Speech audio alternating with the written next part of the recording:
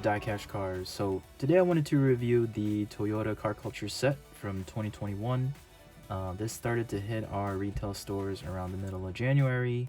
There's been a number of waves, so if you were diligent on hunting and getting out there and checking your stores, your Walmarts, your Targets, chances are you found this set. But if you're like me and you're not able to get out there and hunt and be the first ones to the pegs every time to get all the cool cars, the thing that I resort to is just being part of the community, networking, and making deals. So these three cars over here, so the Land Cruiser, the Supra, and the Toyota pickup, I was able to work out a trade with a fellow collector.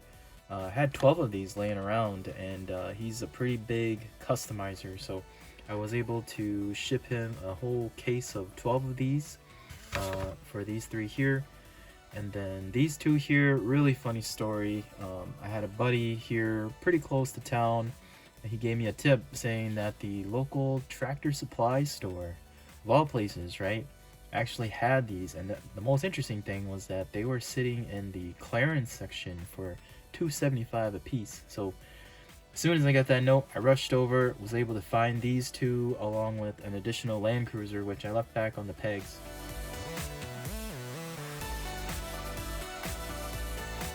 So if you're following along with the math, I paid $12 for the 12 main lines. It cost me about $10 to ship, so that was $22 for the first three Toyotas. And then I went to the tractor supply store and got the other two for $6. So grand total, I paid about $28, which is pretty much what the retail price costs if you were to find them at Walmart or Target. So I feel like I did pretty good. I know you're telling me right now, well, you could have just gone on eBay, saved yourself the hassle, and bought the full set for $35 shipped, which is kind of the going rate on this set. But I don't mind what I did. I'm happy with the way that I got this full set.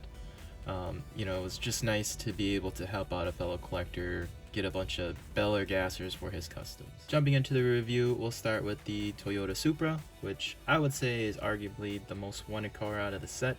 And that's reflected in how much folks are paying for it. So currently, secondary market price is around the $18 to $20 range.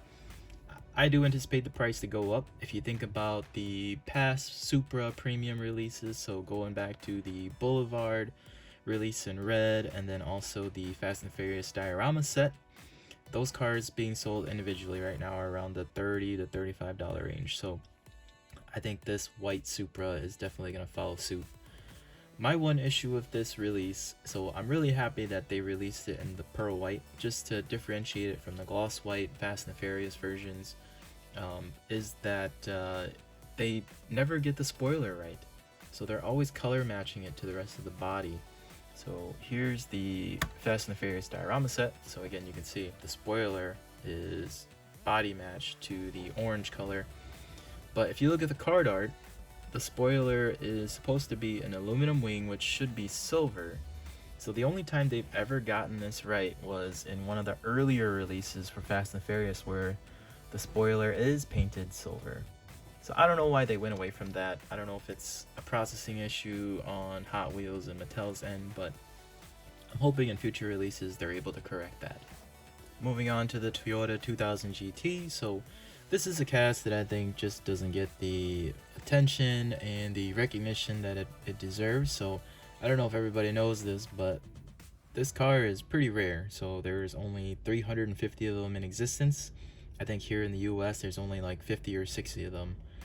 The last few that have sold, and very rarely do these things ever come on the market, but when they do sell, they're $700,000, $800,000, right? So almost $1 million car. I'm sure if there were one to pop up on the market today, it'd probably be in the $1 million range. But nonetheless, we're all happy that Toyota's back and they're bringing back the Toyota 2000 GT so that we can at least have it in this 1/64 scale. This car, I do like the clean deco that they put on it, just to pay homage to the racing heritage that it's had. Price wise, you know, this along with maybe two other cars in this set aren't very sought after. They're going in the $10 to $15 range, but definitely worth having in the set to complete it. The Toyota Land Cruiser, so a nice addition to the set. you know, obviously from a Toyota OEM standpoint, I'm sure they wanted to portray their full portfolio of cars, trucks, sports cars, etc. So definitely fits the mold here. I do like it in this tan with the wooden door panels and side moldings. Good wheel choice too. It's honestly from the the collectors that I've talked to, it sounds like this is more of a wheel donor than anything, but I think you can definitely appreciate it just for what it is. Secondary market price, again, you're not looking at anything real crazy. It's in that $10 to $15 range.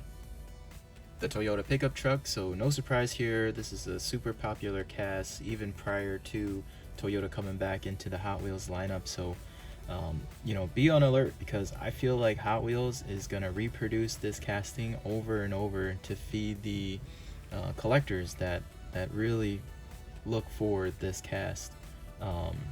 Again, this release, I mean, it looks good in blue. I don't mind the the 80s retro decals on the side. Again, good wheel choice, but nothing significant about it. I mean, it's just a blue truck, right? And again, similar to some of the other models, definitely just needed to complete the set. So lastly, we got the Toyota Starlet. So this was one of the 2 new casts for the Toyota set. This car in general is pretty interesting. So it was released here in the United States for about 4 years, so 81 to 84. What's really neat too is that even though it's this tiny compact hatch, it was rear-wheel drive, and there was an S model that came with the turbo. So I'm glad they brought it into the Hot Wheels lineup. What's even more interesting is that Hot Wheels does like to create lineages with their releases.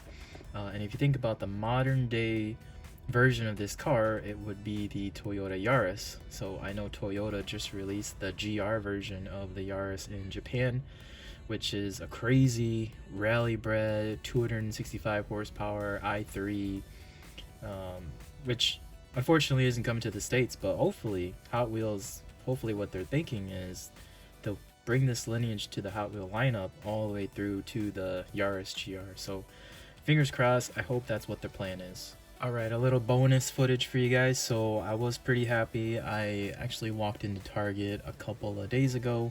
I missed the C-Case, so this is a C-Case 2022 release. I missed everything, missed all the good stuff, but this, for some reason, was still sitting on the shelf. So I don't know if the person who took everything else just forgot about it or didn't want it, but this car is crazy right now in the secondary market. It's selling for about, up to $20 is essentially what it's selling for. I don't know if it's going to come down. Hopefully it does, because I do want to get a few more of these. Definitely 1 or 2 to open, but super pumped that I was able to find this one. So with that, I'll end my review on the Toyota Carculture set and the bonus Toyota Tacoma.